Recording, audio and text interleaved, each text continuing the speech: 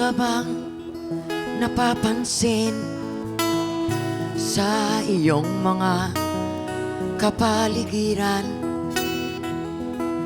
Kay dumi na ng hangin, pati na ang mga ilog natin.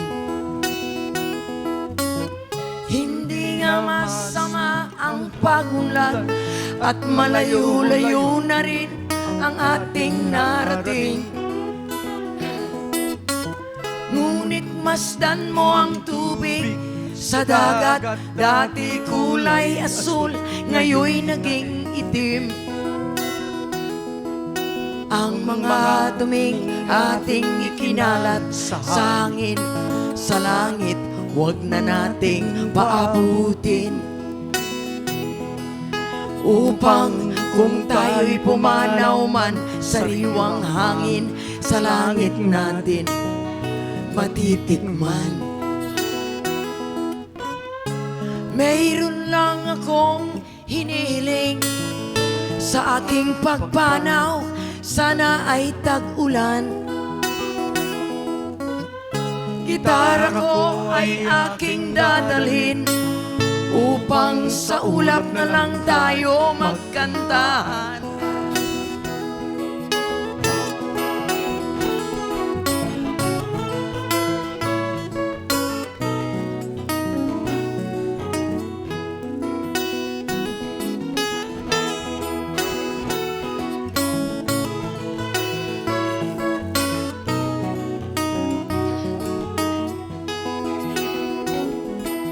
Ang mga batang ngayon lang isinilang, may hangin pa kayang matitikman?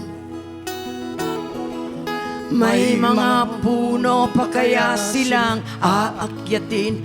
May mga ilog pa kayang lalanguyan? Bakit di natin pag-isipan ang nangyayari sa ating kapaligiran?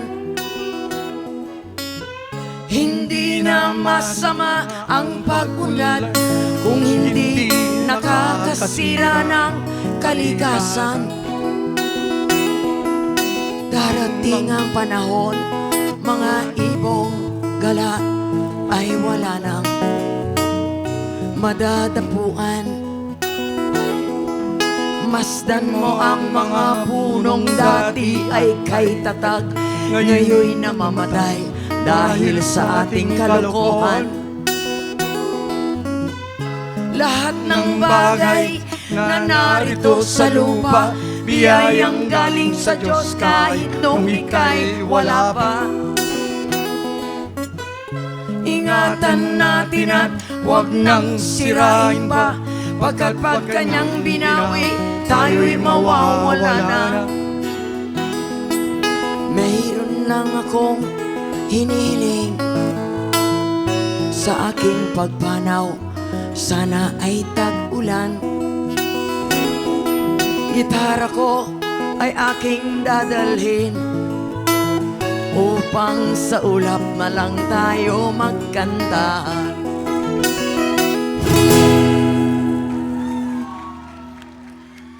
Salamat. Billboard, Philippines.